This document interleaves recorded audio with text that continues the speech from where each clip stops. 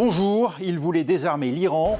Et si c'était une autre guerre, aux conséquences bien plus dévastatrices encore, qu'Israël et les États-Unis venaient, bien malgré eux, de déclencher une guerre de l'énergie, soulignant tout à la fois nos dépendances et la concurrence sourde qui, dans un monde fini, ne manquera pas de mettre à rude épreuve les alliances et les règles héritées du siècle dernier. Proche-Orient, la terre brûlée, on en parle avec le général Dominique Trinquant, ancien chef de la mission militaire française auprès de l'ONU et auteur d'Un monde à l'autre aux éditions Robert Laffont. Et l'on peut en effet s'interroger lorsqu'on voit les champs gaziers et les puits de pétrole en feu bombardés par Israël ou par l'Iran. Ces deux pays sont-ils en train de sacrifier l'avenir d'une région et même du monde au prix d'hypothétiques gains militaires à brève échéance? Voyez les images commentées par Maryse Burgot pour France 2. C'est un tournant. Jamais les installations pétrolières et gazières n'ont été à ce point touchées depuis le début de ce conflit en Iran. Les Israéliens frappent une installation gazière. C'est le site de production de gaz liquéfié de South Pars. Vital pour les Iraniens, ce site fournit 70% du gaz naturel consommé en Iran. Colère de Téhéran qui riposte au Qatar dans la nuit. Image saisissante d'une frappe sur Ras Laffan. C'est le plus grand site de production de gaz naturel liquéfié au monde. L'Iran frappe aussi l'Arabie saoudite. Ici, c'est une raffinerie qui est visée. Une frappe de drone sur les rives de la mer Rouge, mais aussi sur une installation à Riyad, la capitale. Et pour la première fois, le royaume menace ouvertement l'Iran. Nous nous réservons le droit de prendre des mesures militaires si cela est jugé nécessaire. Autre frappe iranienne, cette fois sur le Koweït. Une escalade qui déplaît à Donald Trump. Il met en garde son allié, le Premier ministre israélien, lui demande de ne plus cibler de sites d'hydrocarbures. Parfois, il fait des choses que je n'aime pas, et il ne le refera plus. Dernière vengeance de l'Iran, et c'est Israël qui est ciblé. Il s'agit de la raffinerie de pétrole de Haïfa. Général Trinquant, on a vu pour la première fois cette semaine, depuis en tout cas le début de cette opération, Donald Trump intimer l'ordre aux Israéliens de cesser leurs attaques sur les infrastructures énergétiques de l'Iran. Les frappes sur South Pars et la riposte iranienne sur Ras Laffan, c'est un casus belli pour les Américains. Oui, parce que le président Trump regarde beaucoup les cours de la bourse, les marchés, tous les matins, en bas des écrans de télévision américains. Et évidemment, il est très, très sensible à ça. Il est sensible, en fait, à deux choses, au marché et à son électorat.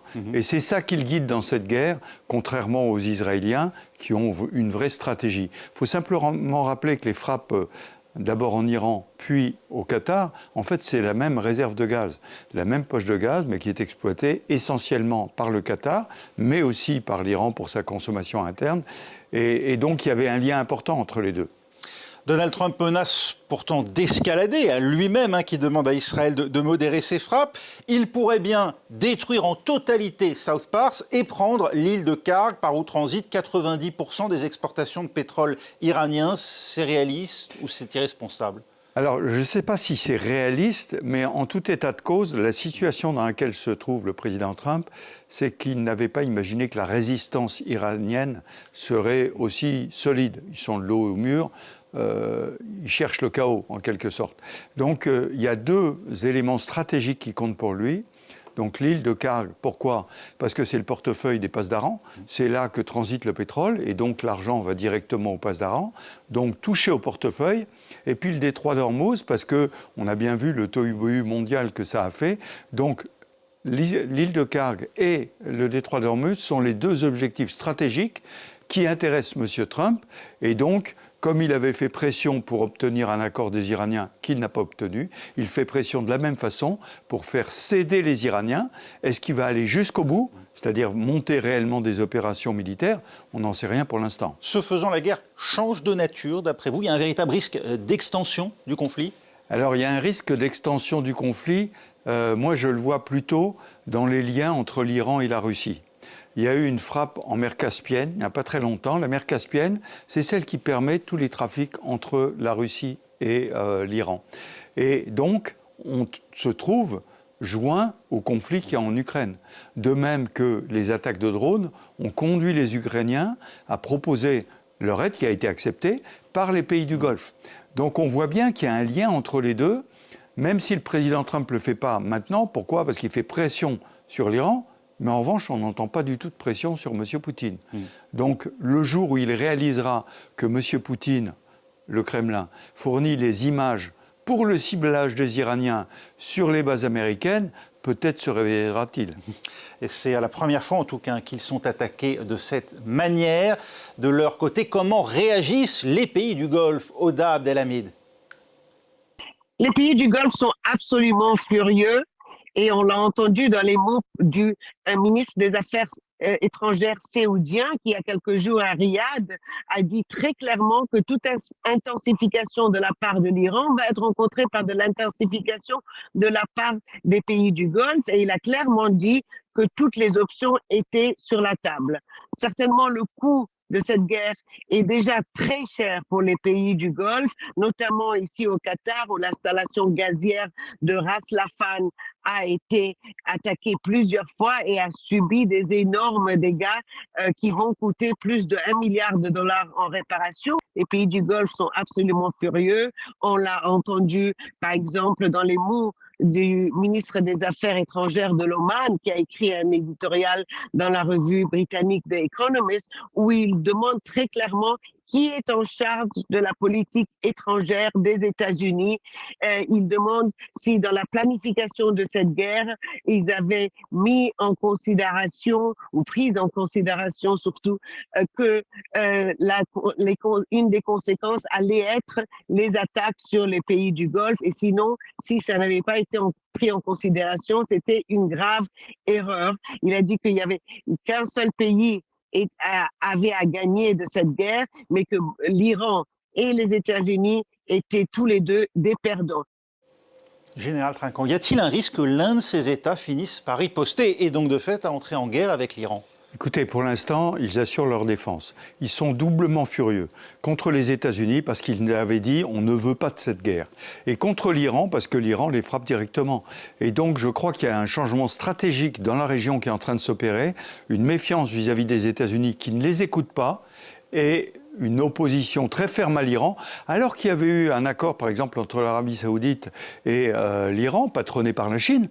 Mais là, il n'y a plus de discussion possible, à cause de cette volonté iranienne de semer le chaos, et principalement, bien sûr, dans les pays autour du Golfe. L'Arabie Saoudite dispose d'un budget militaire 10 fois supérieur à celui de l'Iran en matière de défense. Qu'est-ce qui l'empêche de riposter aux attaques iraniennes sur ces champs pétroliers ? Comme je le disais, leur premier souci, c'est de se protéger. Ils sont extrêmement vulnérables. Les Américains ne peuvent pas les protéger complètement. Et donc, pour l'instant, j'ai le sentiment qu'ils disent « Vous vouliez y aller, Israéliens, Américains ? Ben, allez-y. Nous, on se défend de notre côté, chacun son rôle. » C'est un peu ce que font les Européens aussi, d'ailleurs. Vous voulez frapper l'Iran, continuez, mais nous, on doit se protéger. Et depuis plus de 3 semaines maintenant que dure le conflit, la navigation dans le détroit d'Ormuz est quasiment à l'arrêt, ce qui pose pas mal de difficultés d'approvisionnement aux États de la région Mayane, Aïssia Taghen. Et oui, les économies des pays du Golfe sont massivement tournées vers la production d'hydrocarbures et ils importent massivement le reste. 85% en moyenne de leur nourriture, par exemple, près des 3/4 vont arriver par la mer, par le détroit d'Ormuz. Tous les grands armateurs ont suspendu actuellement leur livraison à venir de produits alimentaires, mais pour l'instant, même s'il n'y a pas de pénurie notable, eh bien, les réserves de nourriture existent. Elles sont estimées entre 4 à 6 mois à venir. Il y a déjà néanmoins une augmentation des prix. Et il y a aussi un autre secteur qui s'inquiète, c'est celui des pharmacies autour des médicaments qui potentiellement pourraient venir à manquer. Encore plus grave, le secteur de l'eau potable. Car vous le voyez sur cette carte, tous ces pays sont dépendants d'usines de désalinisation. Certaines ont même été touchées par des frappes iraniennes. Celles qui restent fonctionnent avec des produits chimiques qui, en général, viennent aussi par la mer. Bilan, toute la région est en train de chercher des alternatives rapides solide. Les Émirats arabes unis ont déjà procédé à l'importation par avion de 160 tonnes de viande, de fruits ou encore de légumes.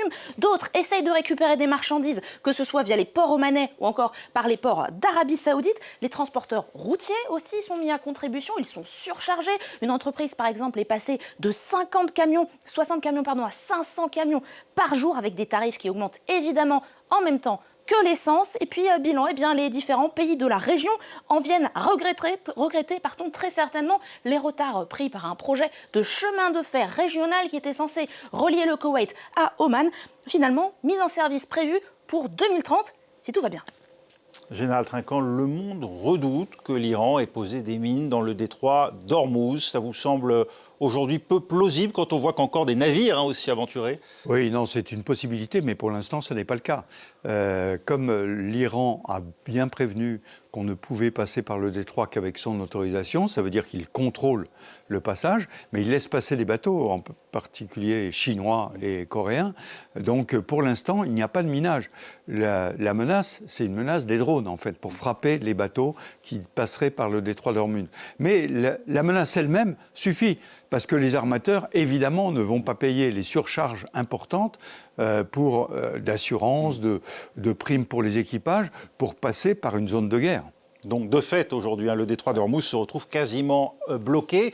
La région, on le sait, abrite plusieurs bases occidentales, celle d'Al Udeid au Qatar pour les États-Unis, et puis pour la France, c'est à Abu Dhabi, Port Zayed et Al Dhafra, une présence qui oblige la France, à travers un accord de défense, à intervenir tôt ou tard en faveur des Émirats arabes unis. Oui, vous avez raison de le souligner. Il y a un accord très sérieux, très solide entre la France et les Émirats arabes unis.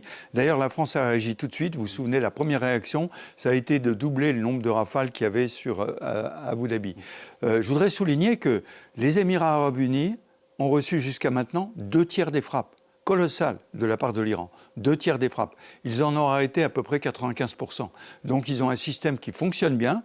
Nous les aidons dans ce domaine. Mais c'est là où je dis qu'il y a un changement stratégique. C'est que là, d'un seul coup, ils se disent, tiens, la France, elle nous aide, elle nous envoie des avions pour nous défendre. Alors que, bon, les bases américaines, c'est plus compliqué. Donc je crois que vraiment la position de la France là-bas est très importante. On ne le mesure pas tout à fait en France, mais elle a des accords aussi avec le Koweït et le Qatar. Mais les Émirats arabes unis sont à mettre en valeur parce que c'est un accord encore plus important que pour les autres. Vous dites que la France aide déjà. Ça veut dire que derrière cette posture défensive, la France est déjà aujourd'hui dans une situation d'engagement dans cette guerre? D'engagement pour la défense de ses alliés. Les Rafales dont je vous parlais, qui ont été envoyées à Abu Dhabi, il y avait une frégate française aussi présente dans le Golfe. Donc elle est là depuis le début pour défendre ses alliés, qu'ils soient européens avec le Charles de Gaulle en Méditerranée, ou qu'ils soient émiratis, comme c'est le cas à Abu Dhabi. Qu'est-ce qui fait que l'Iran résiste et inquiète ses voisins? Gros plan sur les capacités militaires de l'Iran avec Noémie Roche. De lourdes pertes pour le régime iranien, mais pas suffisantes pour mettre fin aux ripostes sur Israël et les pays du Golfe. Depuis le 28 février, la République islamique multiplie les représailles au Moyen-Orient, malgré les bombardements israélo-américains. 11 pays ont été visés jusqu'ici, et les responsables iraniens se disent prêts pour une guerre longue. Mais le régime a-t-il les moyens de ses ambitions? Quelles sont les capacités militaires de l'Iran? Selon le Global Firepower, qui classe les pays en fonction de leurs effectifs militaires et de leur capacité de feu, l'Iran est la 16e puissance militaire mondiale. Le pays dispose de l'une des forces armées les plus imposantes du Moyen-Orient, 610 000 militaires environ. Une force terrestre peu utile dans la guerre en cours, qui se déroule dans les airs. Or, selon le Centre d'études stratégiques et internationales, le pays disposait avant la guerre des 12 jours en juin dernier de l'arsenal de missiles le plus important et le plus diversifié du Moyen-Orient. Des milliers de missiles balistiques et de croisières pouvant aller à plus de 2000 km. Un stock réduit de moitié pendant le conflit, selon certains analystes. Alors, dans la guerre actuelle, l'Iran a revu sa stratégie militaire. Moins de frappes spectaculaires, mais plus de missiles à courte portée et de drones Shahed, beaucoup moins coûteux. Une stratégie qui permet au régime de tenir sur la durée, en épuisant d'abord ses munitions les moins précieuses. Général Trinquant, vous êtes surpris de voir l'Iran toujours tirer drones et missiles dans la région après plus de 3 semaines de guerre? Non, pas sur les drones. Pour les missiles, il y en a quand même beaucoup moins. Mais les drones, il faut se rappeler que le drone Shahed, c'est eux qui l'ont inventé, passé à la Russie, et la Russie, semble-t-il, a fait profiter l'Iran des modifications apportées sur ces drones. Les drones, ça ne coûte pas très cher, on peut en fabriquer des milliers, et puis la défense antiaérienne des pays du Golfe n'était pas adaptée à ça. Ils étaient adaptés plutôt à la défense antimissile. Troisième point, le Golfe, eh bien, les drones volent au ras des vagues, sont difficilement interceptables, identifiables d'abord, puis interceptables, d'où cette utilisation massive des drones par les Iraniens. Ça veut dire que l'Iran, d'après vous, va durer encore longtemps dans cette guerre avec ces moyens-là, asymétriques finalement, face aux défenses antimissiles à plusieurs millions de dollars pièce? Vous avez parfaitement raison, c'est typiquement une guerre asymétrique. L'Iran s'est organisé avec une défense en mosaïque, dit-on, et donc décentralisée, et il frappe avec des outils peu coûteux, difficilement repérables au départ, je parle des drones bien sûr, alors que les missiles, il faut une rampe de lancement. Et donc, quand un missile est tiré, on peut taper sur la rampe de lancement et la détruire. Donc, je crois qu'ils peuvent durer longtemps. Et c'est pour ça que je parlais tout à l'heure des points stratégiques. Pour faire plier le régime, il faut non seulement décapiter les têtes, mais toucher les points stratégiques, voire à l'intérieur. On a vu des frappes qui ont été faites sur des checkpoints dans les villes, donc du renseignement qui a permis de frapper directement pour effrayer les forces de répression de façon à attirer la population iranienne à se soulever.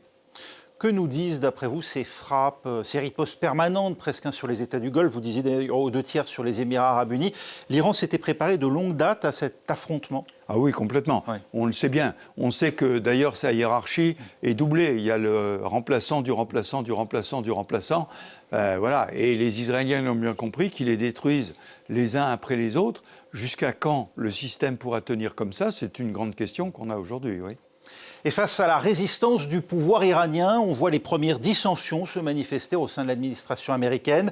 Le directeur du Centre national antiterroriste, Joe Kent, qui démissionne. La directrice du renseignement national, Tulsi Gabbard, qui reconnaît devant le Sénat que l'Iran ne constituait pas réellement une menace, Mathieu Mabin. Oui, cette semaine, ceux des détracteurs de Donald Trump qui doutent du bien fondé de l'engagement américain en Iran croyaient avoir trouvé en Tulsi Gabbard et Joe Kent des alliés de poids. Pendant quelques heures, une brèche s'est ouverte, c'est vrai. Joe Kent démissionnait et contestait la réalité d'une menace imminente. Tulsi Gabbard, elle, introduisait du flou et évoquait même des divergences devant le Congrès. Mais très vite, la séquence s'est refermée. Gabbard reste finalement dans la ligne présidentielle sans rupture.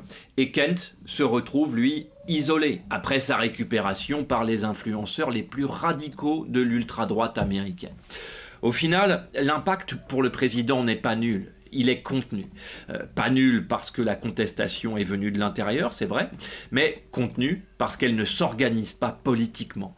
Elle reste individuelle. Conclusion, pas de fracture à ce stade, mais un doute, c'est vrai, qui s'installe. Et dans une guerre longue, ce doute peut devenir, on le sait, tout à fait stratégique. Général Trinquant, vous voyez de l'improvisation dans la position des États-Unis?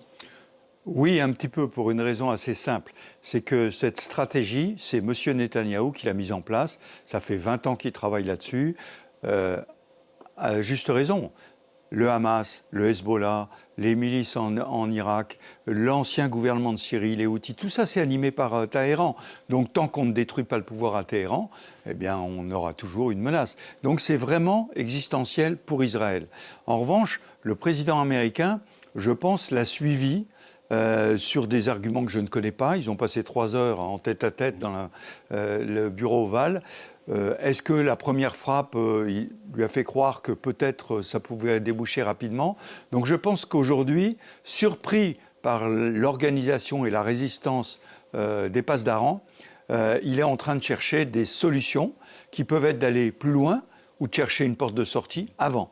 Et c'est pour ça qu'on a ces incertitudes dans lesquelles on dit il n'y a plus de nucléaire, donc on peut s'arrêter. Ou il n'y a plus de missiles, on peut s'arrêter. Vous voyez, ils cherchent absolument, d'où aussi le fait que certains dirigeants iraniens tués par les frappes israéliennes, ça ne plaît pas trop au président Trump, parce qu'il aurait bien aimé pouvoir discuter avec eux. Et cet appel aux Européens pour sécuriser le détroit d'Ormuz traduit une forme de désarroi, d'après vous ? Alors moi, je pense qu'il y a deux effets. Il y a l'effet, encore une fois, les Européens, faites quelque chose. Au passage, après avoir insulté tous les Européens, ils devaient se préparer à une réaction comme celle-là. Ceci étant, les Européens réagissent, à mon avis, intelligemment en disant pour le détroit d'Ormuz, pas de problème, on pourra s'en occuper quand il y aura la paix. Donc la paix, c'est à vous de la faire. Oui. La balle est donc dans le camp, on l'a compris, des Israéliens et des Américains. De ce point de vue, en tout cas, le détroit d'Ormuz a beau être loin pour certains, y compris ici, bien sûr, en France. De nombreux pays sont concernés par son blocage. Maya Neill-Yatagan.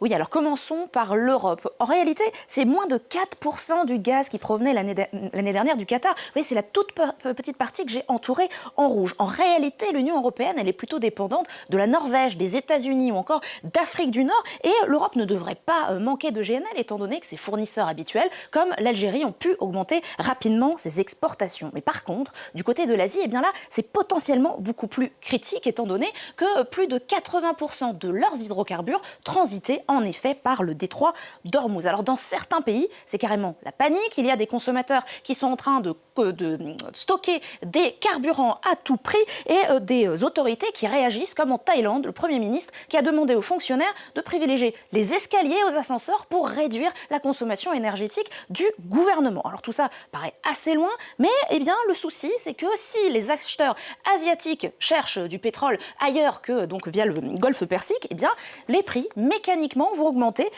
les prix du baril vont augmenter partout dans le monde, tout le monde sera concerné, y compris l'Europe. L'impact sur les prix va aussi se faire sentir sur les produits dérivés des hydrocarbures, comme bien sûr le plastique, mais pas seulement. Il y a un tiers des engrais mondiaux qui transitent par Ormuz vers l'Inde, la Chine ou encore l'Afrique de l'Est notamment, qui vont craindre des conséquences pour leur sécurité alimentaire. Et puis enfin, le grand oublié, c'est certainement l'hélium, parce que l'hélium ne sert pas qu'à gonfler des ballons, mais aussi en réalité à créer des puces, des semi-conducteurs ou encore à l'imagerie médicale. C'est le Qatar qui était à l'origine d'un tiers environ de la production mondiale. Sauf que là, les usines qataries sont à l'arrêt. Alors il existe effectivement des stockages souterrains, notamment en Allemagne, mais aucun industriel ne peut conserver très longtemps de larges quantités d'hélium parce qu'au bout d'une quarantaine de jours, eh bien, le gaz va tout simplement commencer à s'éventer.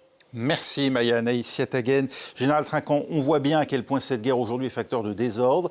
Cette situation et les risques de pénurie pourraient inciter d'autres pays à rentrer dans le jeu. On pense notamment à la Chine. Alors écoutez, la Chine, qui dépend énormément du pétrole iranien, en fait observe. Elle regarde, elle compte les coûts. Au passage, plus l'armée américaine s'engage, moins elle a de moyens pour défendre Taïwan.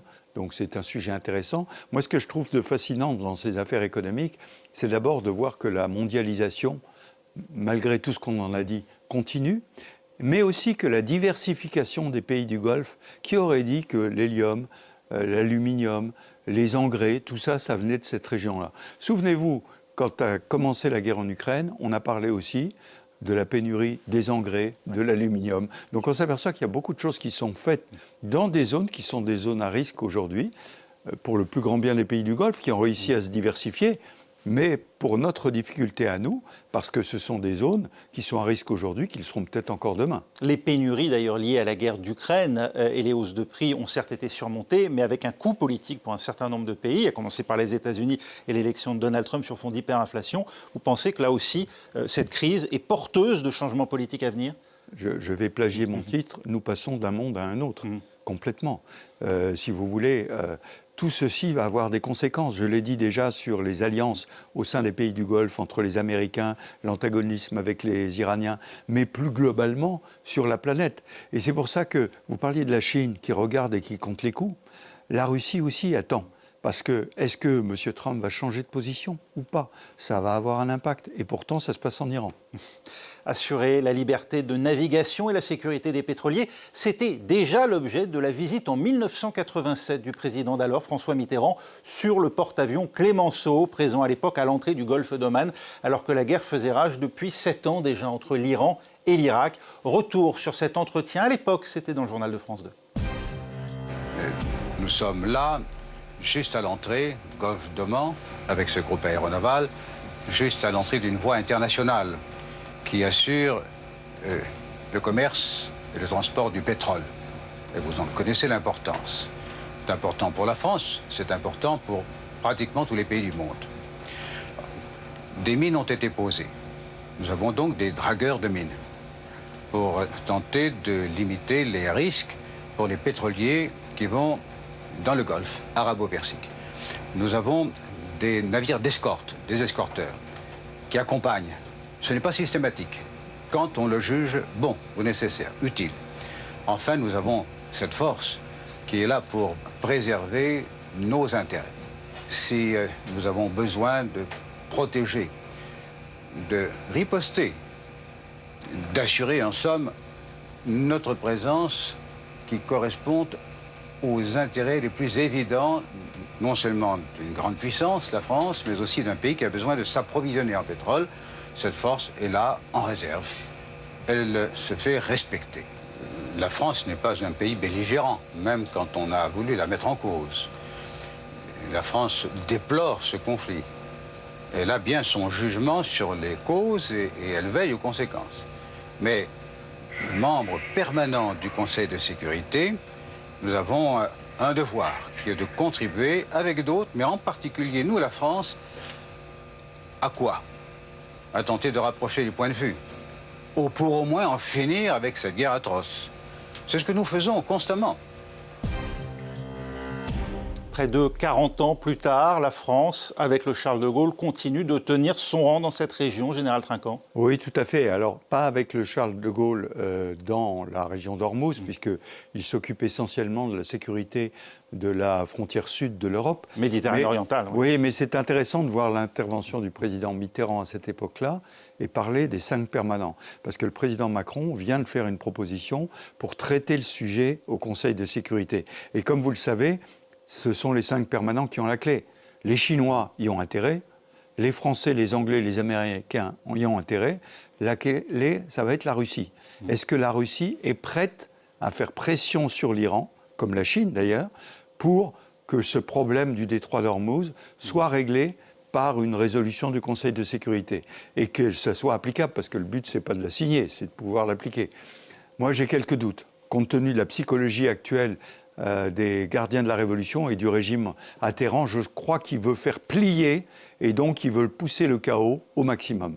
Merci Général Dominique Trinquant d'avoir été notre invité. C'est la fin de cette émission. Merci de l'avoir suivi. Vous pouvez la retrouver sur notre site internet france24.com et la semaine prochaine pour un nouveau numéro du Monde dans tous ses états.